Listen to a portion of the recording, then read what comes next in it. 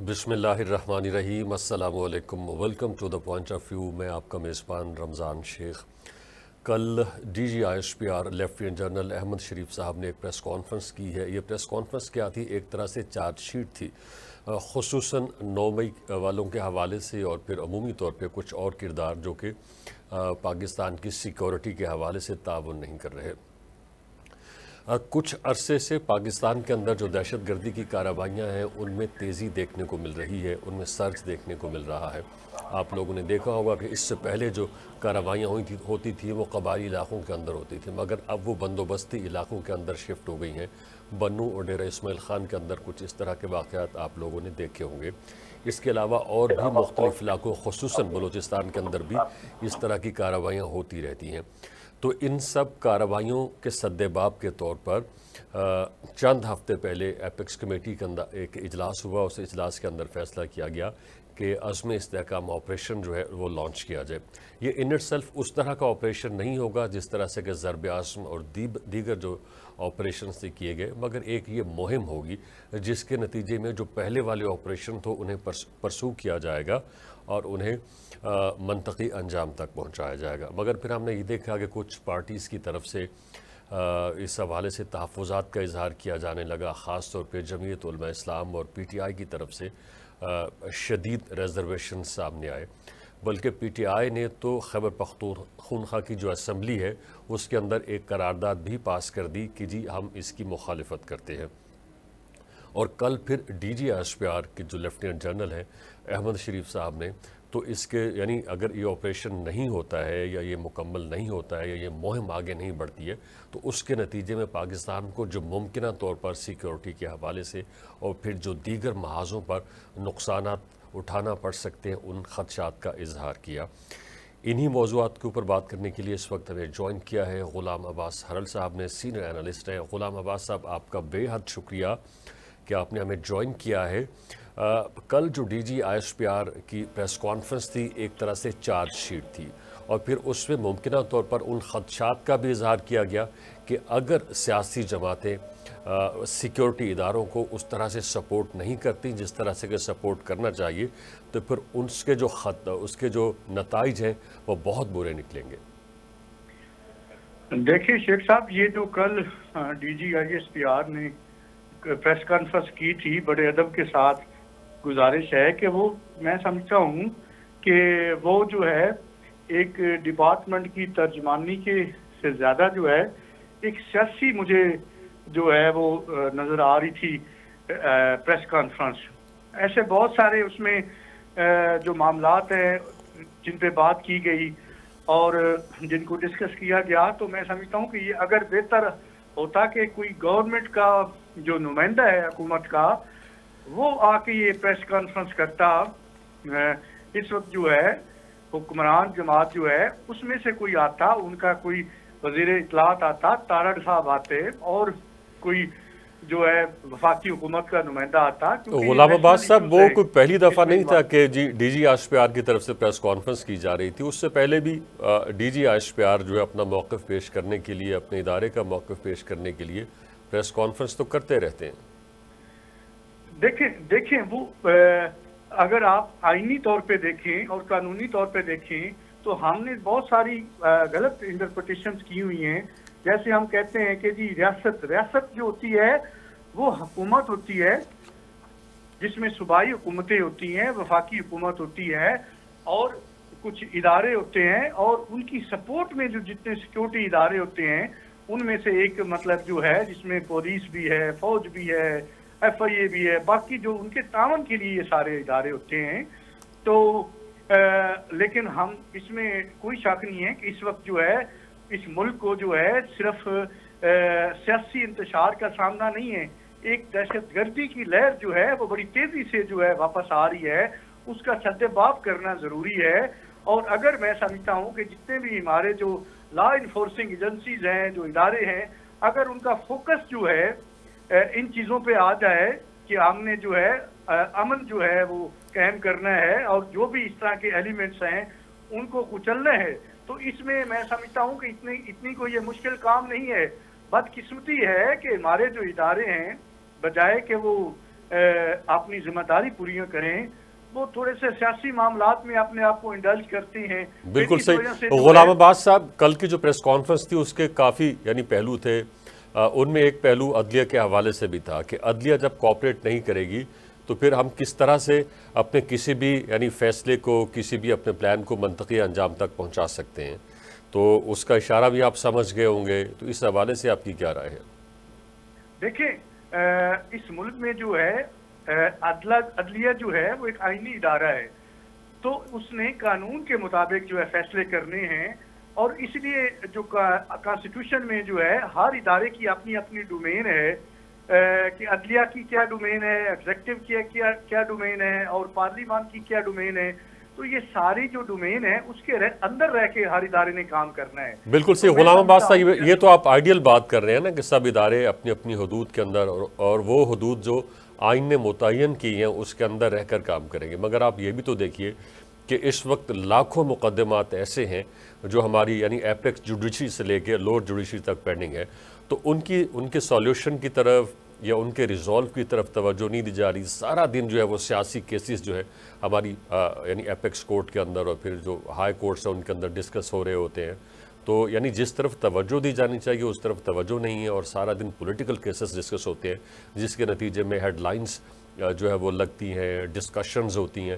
ایسا کب ہوتا تھا کہ سب کو تمام کورٹس کے ججوں کے نام یاد ہوتے تھے، اب سب کو ایون سپریم کورٹ کے تمام ججوں کے نام یاد ہیں، یہ بھی پتہ ہے کون سا جج کس وقت ریٹائر ہو رہا ہے، یہ بھی پتہ ہے کون سا نیا جج جو ہے وہ چیف جسٹس بننے والا ہے۔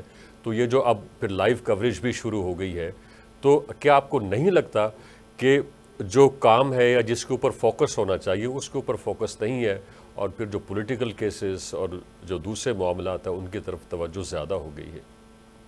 دیکھیے، آپ نے بڑے عام ایشو پہ بات کی ہے اور عام سوال کیا ہے۔ عدلیہ جو ہے وہ خود نہیں کسی معاملات میں انڈلج ہوتی، یہ پارلیمنٹ کے جتنے معاملات ہوتے ہیں یا سیاست کے حوالے سے جو بھی نہیں، معاملات لائیو کوریج کا تو انہوں نے خود بولا کہ جی لائیو کوریج کی جائے گی۔ دیکھیں، میں عرض کرتا ہوں، دیکھیں جتنی بھی سیاسی معاملات ہیں اس وقت جو عدلیہ میں چل رہے ہیں، جو پوری دنیا دیکھ رہی ہے، وہ سارے سیاسی مقدمات ہیں، اور ہم خود جو ہیں پارلیمنٹ کے اندر جو ہے اس کا بیٹھ کے حل تلاش کریں، سیاستدان آپس میں بیٹھ کے اس کا حل تلاش کریں، وہ خود جا کے لے جاتے ہیں عدلیہ کے پاس کہ یہ ہم سے معاملات حل نہیں ہو رہے، تو آپ جو ہے ان کو حل کریں، آپ فیصلے کریں، اور اسی طرح ادارے جو ہے جب کام نہیں کرتے پھر وہ عدلیہ کی طرف معاملات جاتے ہیں۔ اگر اس معاملے کو پوری طرح دیکھا جائے تو بدقسمتی ہے کہ ہمارے ادارے جو ہیں وہ کام نہیں کرتے، جب ادارے کام نہیں کرتے تو پھر معاملات جو ہے عدلیہ کی طرف جاتے ہیں، پھر اسی لیے عدلیہ کی طرف اتنے جو کیسز جو پینڈنگ آپ بتا رہے ہیں ان کی بھی وجہ یہی ہے کہ ادارے کام نہیں کر رہے۔ جب ادارے کام کریں گے تو پھر جو عدلیہ کے اوپر بوجھ ہے وہ بھی کم ہو جائے گا، اور یہ جو اپنے فیصلے ہیں وہ خود کریں۔ بالکل صحیح۔ تو کبھی کسی غلام عباس صاحب، کل کی جو پریس کانفرنس تھی، ظاہر ہے کہ اس کی بے شمار کونوٹیشنز ہو سکتی ہیں۔ ایک کونوٹیشن جو لوگ تبصرہ کرتے ہیں، جو لوگ اپنی رائے دیتے ہیں، وہ یہ بھی کہہ رہے ہیں کہ ایک طرح سے ہمارے جو سیکیورٹی ادارے اور ہماری جو کیا نام ہے جو سپریم کورٹ ہے وہ آمنے سامنے آگے کھڑے ہو گئے، کیونکہ کل ISPR نے اپنی ایک سوچ دی ہے کہ جی وہ کیا چاہتے تھے یا آنے والے دنوں میں وہ کیا چاہتے ہیں، خاص طور پہ پاکستان کے جو معروضی حالات ہیں ان کو لے کر، اور پھر یہ بھی کہ جن اداروں کی ہمیں اپنی سوچ کو مکمل طور پہ امپلیمنٹ کرنے کے حوالے سے مدد درکار ہے، ان اداروں کی سوچ کیا ہے، یہ ان کا اشارہ جو اس طرف بھی ہو سکتا ہے، خاص طور پہ جو مخصوص نشستوں کے حوالے سے فیصلہ آیا ہے۔ دیکھیے، جب بھی عدلیہ نے آزادانہ طور پہ فیصلے کرنے کی کوشش کی ہے یا انہوں نے مداخلت جو ہے اس کو روکا ہے، تب سے اس طرح کا پریشر آتا ہے اور ایک بے بنیاد پراپوگنڈا شروع ہو جاتا ہے، وہ پارلیمنٹ کے فورم سے بھی کروایا جاتا ہے۔ جج صاحبان جو ہوتے ہیں، جو سپریم کورٹ کے جج صاحبان ہیں، ان کے اوپر باقاعدہ پارلیمنٹ کے فلور سے چڑھائی کی جاتی ہے اور ایک منظم طریقے سے جو ہے ایک پروپیگنڈا کیا جاتا ہے۔ تو میں سمجھتا ہوں اس میں کوئی آمنے سامنے والی بات نہیں ہے، عدلیہ جو ہے وہ قانون کے مطابق جو ہے وہ فیصلے کرے۔ ابھی بھی اس ملک میں جو ہے لوگوں کی دستوری ضمانتیں جو ہیں وہ محفوظ نہیں ہیں، اور اس ملک میں جو ہے جنگل کا قانون ہے، لوگ جو ہیں ان کو کچھ پتہ نہیں، آپ لوگوں کو چہرے دیکھ لیں، مایوسی ہے، ہر طرف مایوسی ہے، اور اس کی یہی وجہ ہے کہ ادارے کام نہیں کر رہے. اگر ادارے کام کر رہے ہوتے, اس ملک میں کچھ ڈلیور کر رہے ہوتے, خود مراعات نہ لے رہے ہوتے, اشرافیہ جو ہے وہ اپنے لیے جو ہے ساری بجٹ اور ساری سکیمیں اور سارے معاملات انہوں نے اپنے لیے رکھے ہوئے ہیں, اسی وجہ سے جو ہے اس ملک میں سیاسی انتشار بھی ہے. بالکل صحیح. غلام عباس صاحب, یہ اس بیان کی بانی پی ٹی آئی کی طرف سے ایک بیان سامنے آیا, اس بیان کی کیا اہمیت ہے؟ آپ نے دیکھا 9 مئی کے بعد سے اب تک پی ٹی آئی کے مختلف جو لیڈرز ہیں وہ یہ کہتے رہے کہ ہمارا 9 مئی کے واقعے سے کوئی تعلق نہیں ہے, اور ہماری صفوں کے اندر کچھ لوگ ملوث تھے جنہوں نے جا کے یہ شرپسند کارروائیاں کی ہیں, اور کوئی اس کو آن نہیں کر رہا تھا. مگر اب بانی پی ٹی آئی نے آن کیا ہے کہ جی میں نے خود کہا تھا اپنے مظاہرین سے, اپنے سپورٹر سے, اپنے ووٹر سے کہ جی وہ جی ایچ کیو کا رخ کریں. دیکھیں, پرامن احتجاج جو ہے وہ ہر شہری کا آئینی اور قانونی رائٹ ہے, لیکن جو تشدد ہے یا اس کے جو انہوں نے حدود جو ہیں ان کو توڑ کے اندر داخل ہوئے, توڑ پھوڑ کی, اس کی ہم نے ہمیشہ مذمت کی ہے, اور اس کی مذمت پی ٹی آئی کو بھی کرنی چاہیے کہ سرکاری املاک کو جو نقصان پہنچایا گیا اور دیواروں کو پھیلانا گیا, اس کی ہم نے ہمیشہ مذمت کی ہے. نہیں, پی ٹی آئی نے تو اس طرح سے, پی ٹی آئی کی جو لیڈرشپ تھی اس نے اس طرح سے تو مذمت نہیں کی جس طرح سے کی جانی چاہیے تھی, اور پھر یہ بھی دیکھا گیا کہ کچھ دن گزرنے کے بعد مذمت کا سلسلہ شروع ہوا. ایک چیز. دوسری چیز کہ جب مظاہرین سے یہ کہہ دیا کہ آپ اس عمارت کا یا اس یعنی جو سرکاری املاک ہے, جو بلڈنگ ہے, اس کا رخ کر لیں, تو پھر موب سائیکالوجی کا تو آپ کو علم ہے, تو پھر آپ کو یعنی بطور لیڈر اس کے ریپرکشنز بھی تو آپ کے ذہن میں ہونے چاہیے تھے کہ یہ موب اگر اس طرف یا اس عمارت کا رخ کرتا ہے یا اس ایریے کا رخ کرتا ہے تو وہاں جا کے کچھ اس طرح کی کارروائی بھی ہو سکتی ہے جس سے انتشار پیدا ہو. دیکھیں, جب بھی کوئی تحریک جو ہے اس میں تشدد آ جاتا ہے تو وہ ناکام ہوتی ہے, اور یہ پی ٹی آئی کی سیاسی غلطی تھی کہ اس نے بجائے کہ پرامن احتجاج کریں اور ایک تحریک چلائیں, اس کو تشدد کی طرف نہ لے جائیں, اور اگر وہ تشدد کی طرف چلی گئی تو پھر اس کی وجہ سے وہ ناکام بھی ہوگی. الٹا یہ اس میں پھنس گئے, اور نئے 9 مئی والے مقدمات جو ہیں کچھ جینون ہیں کچھ غیر جینون ہیں, جو ان مقدمات میں یہ پھنس گئے, جو ان کا مقصد تھا تحریک کا وہ فوت ہو گیا. ان کو چاہیے تھا ایک پرامن احتجاج کرتے تاکہ ان کی تحریک جو ہے وہ کامیاب ہو جاتی, اور یہ جو ان کے مقصد تھے جو وہ یہ حاصل کر لیتے. نہیں, تو اب یہ جو عزم استحکام کی مخالفت ہو رہی ہے جس کی جو صدارت ہے یا جو لیڈنگ پارٹی ہے وہ پی ٹی آئی ہے, تو پی ٹی آئی کو کیا پرابلم ہے؟ آپ کو کیا لگتا ہے کہ ہمارے جو سیکیورٹی ادارے ہیں یا وہ ادارے جو کہ اس آپریشن کے اندر انوالو ہوں گے وہ کیسے ایک صحیح آدمی کو پھنسا سکتے ہیں یا اس کے خلاف کوئی کیس بنا سکتے ہیں, یا پھر ایک ایسا شخص جو کہ اس طرح کی کارروائیوں کے اندر ملوث ہے اسے وہ کیسے چھوڑ سکتے ہیں؟ یہ تو ایسے ہے کہ اپنے اداروں کے اوپر اعتبار نہیں ہے کہ یہ کام ٹھیک طرح سے کریں گے یا نہیں کریں گے. دیکھیں دہشت گردوں کے خلاف بلا تفریق جو ہے وہ کارروائی ہونی چاہیے, اور لیکن سیاسی مقدمات نہیں بنانے چاہیے, یا اس آڑ میں جو ہے سیاسی لوگوں کو جو ہے وہ تشدد نہیں کرنا چاہیے. اور آپ نے ماضی میں بھی دیکھا کہ ہم نے دہشت گردوں کے ساتھ تو مذاکرات کیے ہیں, جو لیکن ہم بدقسمتی سے اپنے ملک کے جو شہری ہیں, چلے کچھ غلطیاں ہوئی ان سے, لیکن ان کے ساتھ مذاکرات کرنے کے لیے تیار نہیں ہیں. تو یہ اپنے شہری ہیں, ان کو قانون کے مطابق ٹریٹ کیا جائے, اور جو ان کا ڈیفنس ہے یا ان کو بھی سنا جائے. دیکھیے, اگر کسی نے کوئی بھی جرم کیا ہے تو اس کو قانون کے مطابق جو ہے اس کے خلاف کارروائی. بالکل. دوسری طرف یہی سوچ موجود ہے نا, میں نے آپ سے یہی ریکویسٹ کی ہے کہ ہاؤ از اٹ پاسبل کہ جو ادارے اس مہم میں یا دہشت گردی کا قلع خامہ کرنے میں اپنا رول ادا کریں گے کہ وہ کسی ایسے آدمی کو, کسی ایسے فرد کو اٹھائیں گے جو کہ اس طرح کی کارروائیوں کے اندر ملوث نہیں ہے. یہ کیسے ہو سکتا ہے؟ مثلا آپ اپنے متعلق سوچئے کہ آپ کو کیسے کوئی انویسٹیگیٹ آگے کر سکتا ہے یا آپ کو اس طرح کی کارروائی کے اندر ملوث کروا سکتا ہے جبکہ آپ ایک یعنی باعزت شہری ہیں پاکستان کے. دیکھیں, اس ملک میں سب کچھ پاسبل ہے. اس ملک میں کوئی قانون نہیں ہے, کوئی ڈیو پروسیس نہیں ہے. آپ دیکھ لیں جو ابھی حکمران ہیں یہ کچھ عرصہ پہلے جو ہے جیل میں تھے, اور ان کے اوپر بڑے گھنونے الزام تھے اور بہت بھاری مقدمات تھے, لیکن اب یہ صاف ہو گئے ہیں, حکمران بن گئے ہیں. لیکن جب اسی طرح جو اب जो अब जेरे असर हैं, जिनके ऊपर वो मुकदमात हैं इस तरह के, अब जब इनके साथ डील हो जाएगी, उनको लाना होगा, तो ये सारे मुकदमात खत्म हो जाएंगे। बदकिस्मती है कि हमने जब भी किसी को लाना हो तो फिर उसके मुकदमात खत्म कर देते हैं, जब किसी को भेजना हो तो उसके सामने सियासी रुकावटें, बाकी मुकदमात जो हैं वो खड़े करते हैं। तो सही। तो पीटीआई पर पाबंदी के हवाले से आपको क्या लग रहा है? पाबंदी लग जाएगी? पीटीआई के खिलाफ केसेस इतने स्ट्रांग हैं, खास तौर पे 9 मई के हवाले से, कि उसके ऊपर पाबंदी लग सकती है? क्या सोच, और फिर इसके जो पॉलिटिकल रिपरकशंस हैं वो क्या हो सकते हैं मुमकिना तौर पर? देखिए, जो तरीके इंसाफ है वो एक हकीकत है, और सिंगल पार्टी है जिसको अवाम ने इतनी मेजॉरिटी दी, और एक मकबूल जमात है इस वक्त, उसके ऊपर पाबंदी लगाने से कोई इसका पॉजिटिव जो है वो सलूशन नहीं निकलेगा, बल्कि इससे जो है आपके सियासी अदम इस्तेकाम जो है वो बढ़ेगा। देखिए, माजी के अंदर मुख्तलिफ, उसका कोई अच्छा नतीजा नहीं आया।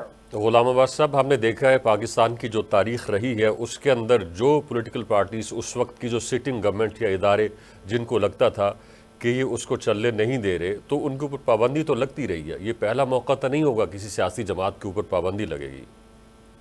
देखिए, जब भी किसी भी जमात की ताकत जो है उसके वोटर में जुड़ जाती है, उसके वोटर के साथ जुड़ जाती है, या वो अवाम में मकबूल हो जाती है, तो फिर उसको इन हरबों से, इन हथकंडों से उसको ख़त्म नहीं किया जा सकता। वो हमारे शहरी हैं। देखें, आप या तो फिर कह लें कि जो इतने 70% लोगों ने जो है उसको मैंडेट दिया एक जमात को, वो सारे जो हैं फिर उनके जो हक़ रह दई उसके ऊपर आप पाबंदी लगा रहे हैं। तो ये जो फैसला है, जो ये करना चाह रहे हैं या जो सोच रहे हैं पाबंदी लगाने का, पहली बात तो ये है कि ये पाबंदी जो है वो सुप्रीम कोर्ट ने लगानी है, ये नहीं लगा सकते, ये तो सिर्फ रेफरेंस भेज सकते हैं। जी बिल्कुल सही। अच्छा, एक और टर्म इस्तेमाल की गई कि डिजिटल टेररिज्म, और इसके अंदर आप सबको पता है कि पाकिस्तान के अंदर जितनी भी पॉलिटिकल पार्टीज़ हैं उनमें सबसे ज़्यादा जो एक्टिव है सोशल मीडिया के ऊपर वो पीटीआई है, और वो मीम्स भी बनाती है, वो इस तरह की वीडियोस अपलोड करती है एडिट करके, कि जिसमें यानी हर एक को वो टारगेट कर सकती है बिला तफरीक, चाहे उसका ताल्लुक सिक्योरिटी इदारों के साथ है, चाहे उनका ताल्लुक कोई सियासी जमात के साथ है। तो डिजिटल टेररिज्म की एक इस्तिलाह इस्तेमाल हुई है। तो आप क्या समझते हैं कि इस हवाले से भी कुछ लेजिस्लेशन की ज़रूरत है? क्योंकि कल डीजी आशपियार ने कहा कि हमें कुछ पता नहीं चल रहा कि कौन सा बंदा कहाँ पे बैठ के कुछ इस तरह की यानी कार्रवाइयाँ कर रहा है, जिस तरह से कि वो हमारे सिक्योरिटी के इदारों को डीमोरलाइज कर रहा है, उनका मजाक उड़ा रहा है। तो इस हवाले से लेजिस्लेशन की ज़रूरत है। देखें, मैं हमेशा ये कहता हूँ कि ये कारोबार जो है वो बंद करें, खुदारा ये लोगों को गद्दार और ईमान चोर डाकू ये सर्टिफिकेट देना बंद करें, ये मुहिब्बे वतन का सर्टिफिकेट देना बंद करें। हर मुहिब्बे वतन है शहरी इस मुल्क का। तो और दूसरी आम बात, जो कर के जो मुहिब्बे वतन थे, जिनको हम कहते जो डिजिटल एक्टिविस्ट थे, जो सोशल मीडिया पे आते थे, वो तो मुहिब्बे वतन थे। अगर आप 4 साल पीछे चले जाएं, ज्यादा दूर ना जाएं, और आज वो कैसे गद्दार हो गए, आज वो कैसे डिजिटल गद्दार हो गए। तो ये चीजें जो हैं हमें बंद करनी होगी। इस तरह ये मुल्क नहीं चलेगा। अगर आपने इस मुल्क को चलाना है तो कानून की हुक्मरानी जो है, आइन पे अमलदारी बहुत जरूरी है। आप इस जो है मुल्क को, रियासत को किस साइड पे लेके जा रहे हैं। तो ये जो हमारी जुडिशरी है उसके अंदर इतनी तफरीक नज़र क्यों आती है? बसन आप ये देखिए कि जो जजेस हैं वो पहले से आइडेंटिफाई हो जाते हैं कि किस जज का ताल्लुक कौन सी पॉलिटिकल पार्टी के साथ है, और फिर वो पॉलिटिकल पार्टीज उस तरह से अपनी स्ट्रेटजी बनाती हैं कि जब उनका चीफ जस्टिस बनेगा तो फिर वो ये करेंगी, फिर वो करेंगी। तो ये इस तरह से क्यों हो रहा है? मैं नहीं समझता कि पूरी दुनिया के अंदर किसी और जगह कोई ऐसी मिसाल मौजूद होगी कि तमाम के तमाम जजेस जो हैं उनको मुख्तलिफ पॉलिटिकल पार्टीज़ के साथ अलाइन किया जाता होगा। देखिए, ये बड़ी बदकिस्मती है, और इसी वजह से आज हमारी अदलिया जो है दुनिया की रैंकिंग में 140 नंबर पे है। अगर ये ना हो, डिवाइडेड ना हो, या कानून के मुताबिक फैसले आते रहते कि पॉलिटिकल पार्टी से वाबस्तगी ना हो किसी की, या ये इंप्रेशन जो है वो जाना ही नहीं चाहिए किसी जज का कि इस जज के पास जो है, ये आप बिल्कुल ठीक फरमा रहे हैं, इवन ये तो पॉलिटिकल पार्टी के ساتھ وابستگی ہے. ہمیں تو ویسے پتا ہوتا ہے کہ یہ مقدمہ جو ہے کسی جج کے فلاں جج کے پاس جائے گا تو وہ اس کا یہ فیصلہ کرے گا, اگر کسی اس جج کے پاس جائے گا تو وہ فیصلہ یہ نہیں کرے گا. تو یہ چیز نہیں ہونی چاہیے. قانون تو ایک ہے نا, دیکھیے, تو آپ نے اس کے مطابق فیصلہ کرنا ہے. تو بالکل یہاں صحیح. پہ غلام عباس صاحب, ہمیں ایک بریک کی طرف جانا ہے. جب بریک سے واپس آئیں گے تو پھر آپ سے مزید بات کریں گے. ہمیں کچھ اور گیسٹ بھی جوائن کر چکے ہوں گے, ہمارے ساتھ رہیے. جی ویلکم بیک. ہم بات کر رہے ہیں کل ڈی جی اشپیار احمد شریف صاحب کی پریس کانفرنس کے حوالے سے, عزم استحکام اور اس کے بعد پھر جو پیدا ہونے والی صورتحال ہے اس حوالے سے بات ہو رہی ہے. اس وقت ہمارے ساتھ موجود ہیں غلام عباس ہرل صاحب جو کہ سینئر انالسٹ ہیں, اور اس کے علاوہ ہمیں جوائن کیا ہے رانا ارشد صاحب نے, جن کا تعلق پاکستان مسلم لیگ نون سے ہے. رانا صاحب آپ کا بے حد شکریہ, اور غلام عباس صاحب ہمارے ساتھ پہلے سے موجود ہیں. رانا صاحب, کل کی پریس کانفرنس آپ نے سنی ہوگی, اور اس پریس کانفرنس کے نتیجے میں کچھ یعنی بے احتیاط گفتگو بھی شروع ہو گئی, مثلا اس طرح کی کہ جی بانی پی ٹی آئی نے یہ تسلیم کر لیا کہ ہاں میں نے مظاہرین سے کہا تھا کہ وہ جی ایچ کیو کی طرف جائیں. اس سے پہلے یہ صورتحال تھی کہ کوئی بھی ماننے کو تیار نہیں تھا, اور یہی کہا جا رہا تھا کہ یہ پتہ نہیں کون لوگ ہیں جو ہماری صفوں کے اندر گھس گئے ہیں اور ہمارا ان کے ساتھ کوئی تعلق نہیں ہے.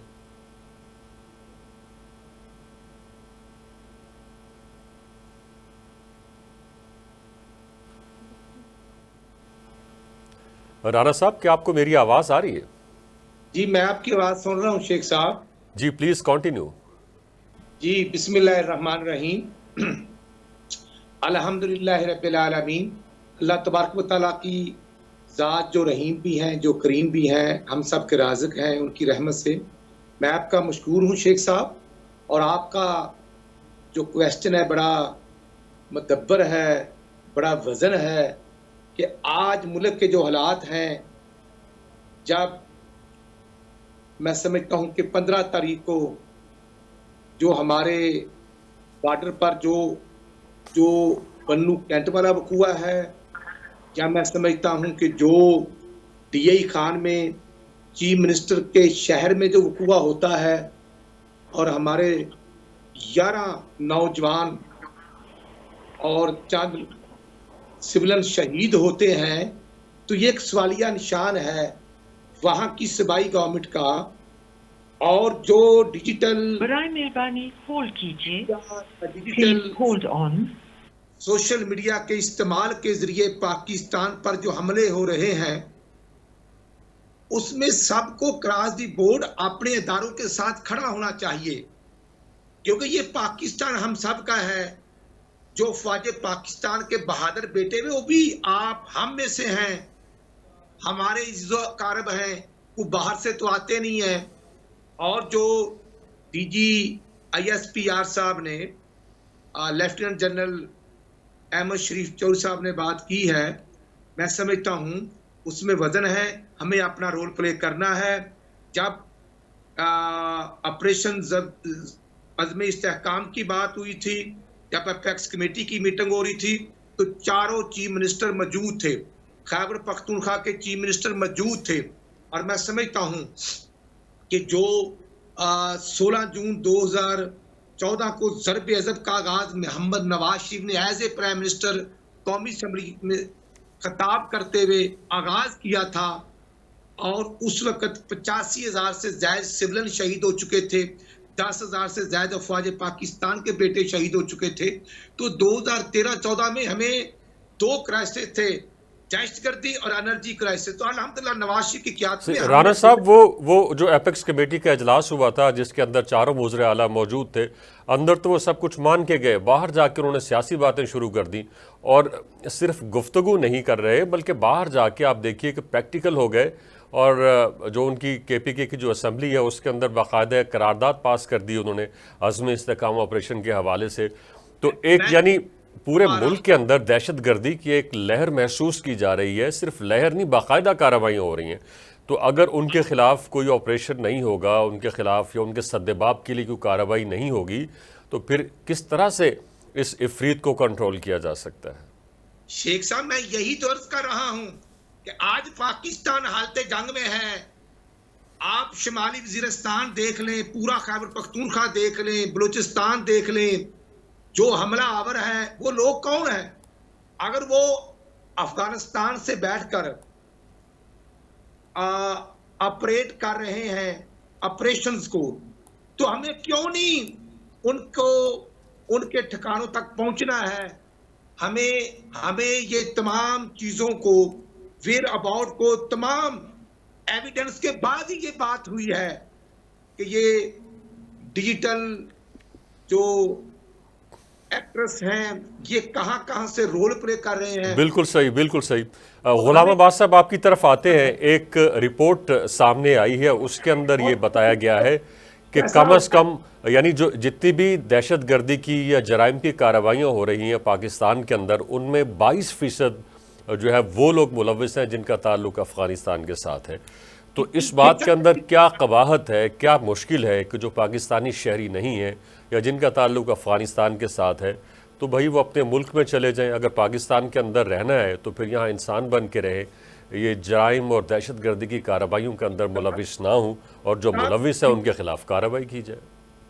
شیخ صاحب تقریباً 35 سے 40 لاکھ افغانی ادھر سیٹل ہیں، ادھر کھاتے ہیں، ادھر پیتے ہیں، اور یہ جو چیف منسٹر ہیں خیبر پختونخوا والے، یہ تو خود ان کو بھتہ دیتے ہیں، خود ان کو پروموٹ کرتے ہیں۔ اور یہ مغرب کے بعد یہ جو مولانا فضل الرحمان صاحب نے پچھلے مہینے بات کی تھی بلوچستان میں بیٹھ کر کہ خیبر پختونخوا کی پولیس شام کے بعد باہر نہیں نکلتی، پورے صوبے کو دہشت گردوں کے رحم و کرم پر چھوڑ دینے والی گورنمنٹ وہاں کی کیا ہمیں سبق دینے کی کوشش رانا صاحب، یہ جمعیت علماء اسلام یا مولانا فضل الرحمان صاحب کو کیا ہو گیا؟ وہ بھی اس آپریشن کی اسی طرح سے مخالفت کر رہے ہیں جس طرح سے کہ پی ٹی آئی اس کی مخالفت کر رہی ہے، اس کے اندر کیا یعنی مفادات ہیں، کیا تحفظات ہیں؟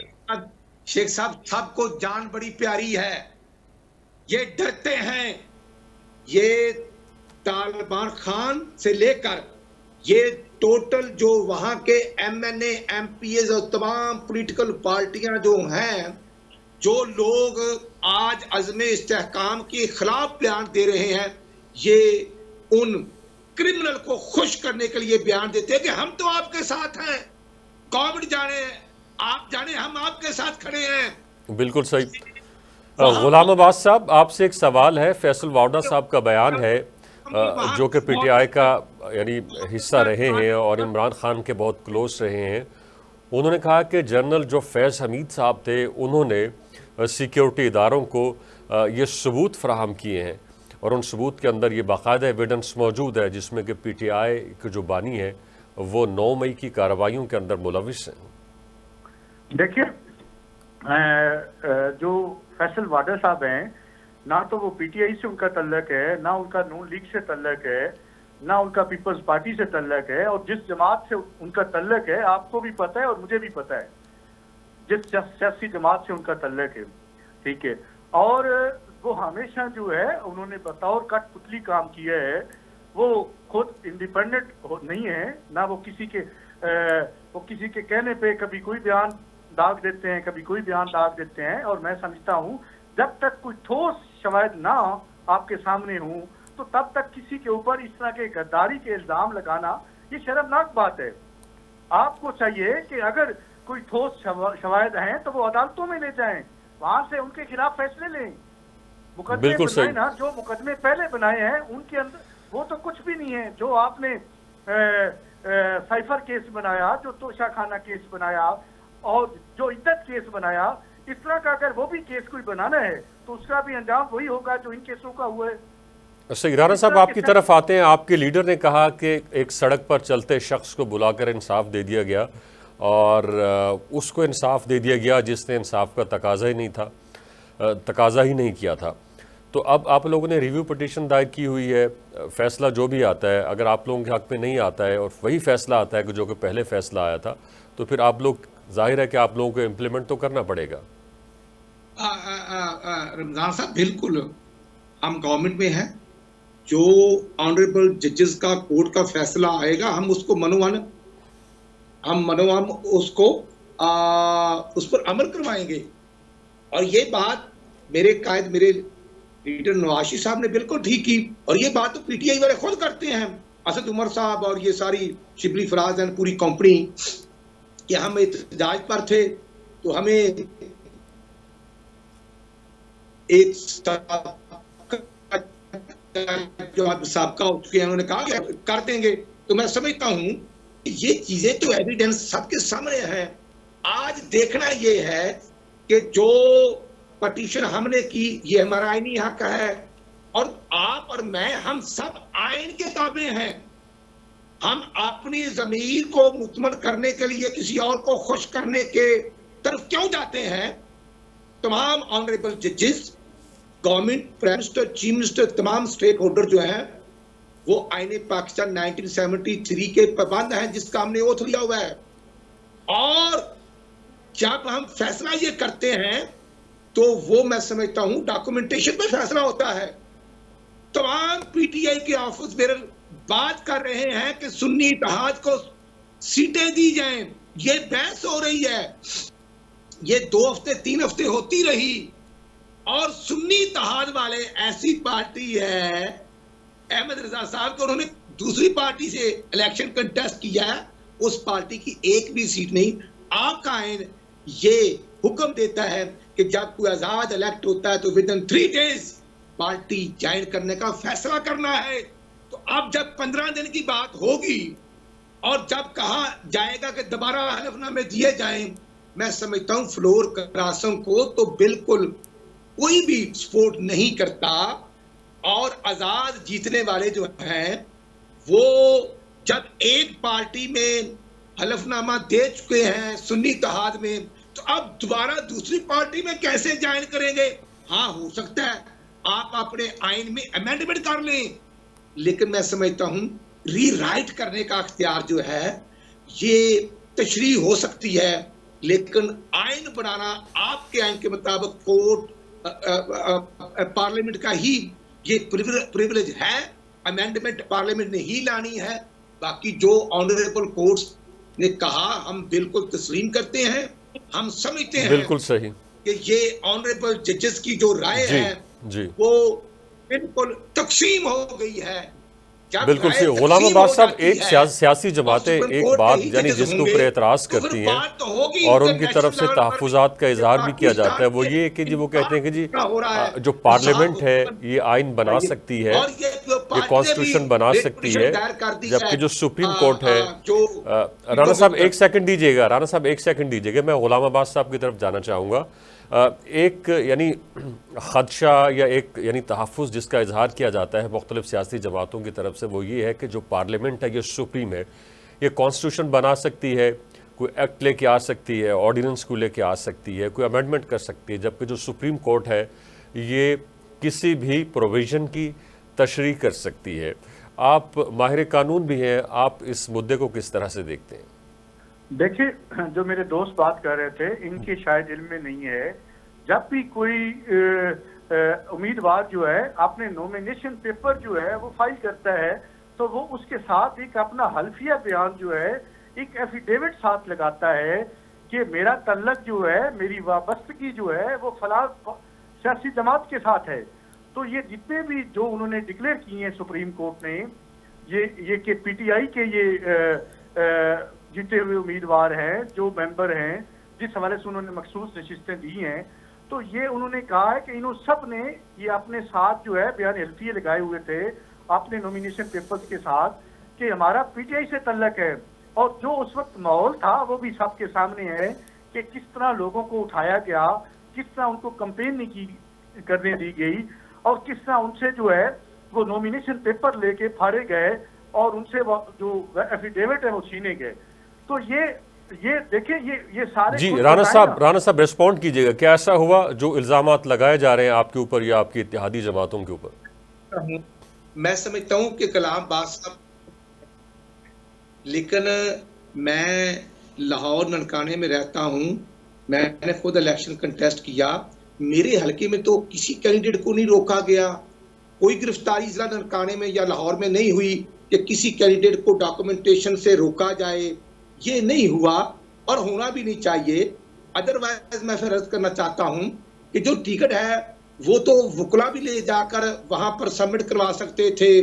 جب انہوں نے وہ کیا تھا اپنا ڈار صاحب کی ٹکٹیں ایشو کرنا شروع کر دیں، تو ڈار صاحب نے کہا کہ بھئی میرا اقبال ڈار صاحب نے کہا بھئی میرا تو یہ میں نے ٹکٹیں ایشو نہیں کی، اس لیے میں عرض کرنا چاہتا ہوں بالکل جب میں وہی عرض کر رہا ہوں کہ جب یہ انڈیپینڈنٹ ہو گئے، یہ کورٹ ان کا کیس اسی پی میں تھا، اس کے بعد پشاور ہائی کورٹ میں گیا، پھر سپریم کورٹ میں گیا، اور میں تو عیسیٰ فیض صاحب کو خراج تحسین پیش کرتا ہوں کہ جنہوں نے فل بینچ بنایا.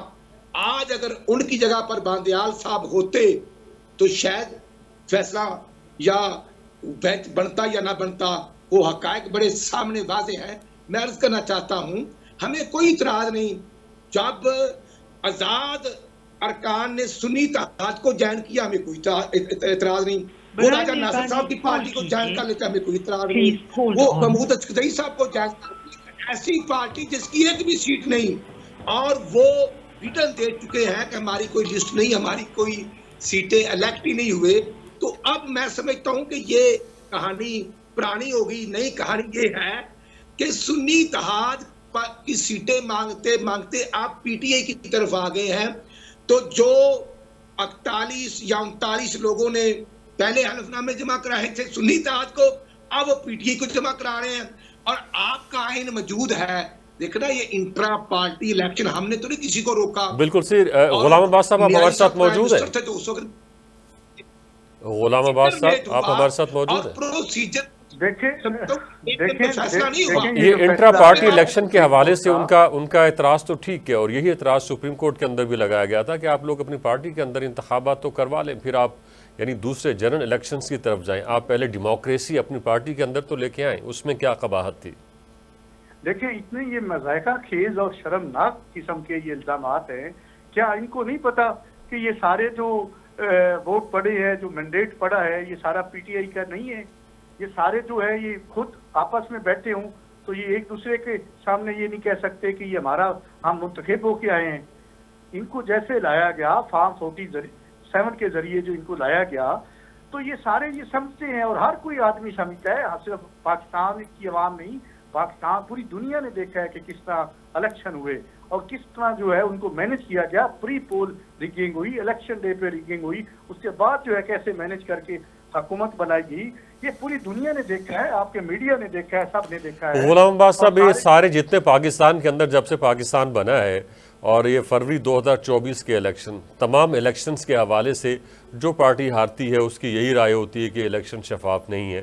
اس بات کا تو پھر فیصلہ کیسے ہوگا کہ کون سے الیکشن شفاف تھے، کون سے نہیں تھے؟ ہوا ہے پہلی دفعہ ایسا بھی ہوا ہے کہ جو پارٹی جیتی ہے وہ بھی کہہ رہی ہے کہ شفاف انتخاب نہیں ہوئے. ان سے بھی آپ پوچھ لیں کہ ہمیں جو ہے وہ بھی کہتے ہیں ہم عوام کے مینڈیٹ سے نہیں آئے، ہم کسی اور رستے سے آئے ہیں، وہ بھی کہہ رہے ہیں. بالکل سے رانا صاحب آپ ریسپونڈ کیجئے گا، آپ کی آواز ہم تک نہیں پہنچ پا رہی. میں اپنے پروڈیوسر سے کہوں گا کہ رانا صاحب کی آواز ہم تک نہیں آ رہی، ان کی آواز کے ساتھ کیا پرابلم ہے. الیکشن ہار گئے، رانا ثناء اللہ خان الیکشن ہار گئے، خرم دستگیر ہار گئے. ہم نے تو تسلیم کیا، اور ہمیں تو کوئی شوق نہیں تھا مرکز کی گورنمنٹ کا، نہ اب ہے. ہمت کرتے نا پی ٹی آئی والے، کسی سے مل کر قوم نے بنا لیتے. بتائیے قوم کو جو پیرو پرش نیازی وہ کہتا ہے کہ اگر میں نہیں ہوں تو کوئی نہیں. عمران نیازی اپنے علاوہ تو کسی کو ایکسپٹ نہیں کرتا. اور کیا ہوا تھا 10 اپریل 2023 کو؟ میں سمجھتا ہوں وہ عدم اعتماد آئین کے مطابق ہوتا ہے، اور اس کے بعد جو کچھ ہوا سب نے دیکھا. اس لیے میں خود ایک پولیٹیکل ورکر ہوں 30-35 سال سے. مجھے اس نئے سبق نہ پڑھائے جائیں نہ میں پڑھ سکتا ہوں. یہاں پر جو کچھ ہمارے ساتھ ظلم و زیادتیاں ہوتی رہی، 12 اکتوبر 99 کو نواز شریف کو گرفتار کر لیا جاتا ہے، پھر 2017 میں بیٹے سے تنخواہ نہ لینے کے جرم میں نکال دیا جاتا ہے. یہ پورا جو امریکن اور لندن پلان ہے، یہ حقیقت میں پاکستان بالکل صحیح. غلام عباس صاحب اس بات کے اندر تو ویسے صداقت ہے کہ بانی پی ٹی آئی جو ہے وہ سیاسی جماعتوں کے ساتھ مذاکرات نہیں کرنا چاہتے. ایک وقت وہ تھا کہ وہ اسٹیبلشمنٹ کے اوپر تنقید کرتے تھے کہ جی وہ پولیٹکس کے اندر انٹروین کرتی ہے، مگر پھر ہم نے یہ بھی سنا ان کے منہ سے کہ جی میں تو صرف بات کروں گا تو اسٹیبلشمنٹ سے کروں گا. تو مطلب یہ جو دو رائے ہے یہ کیا ہے؟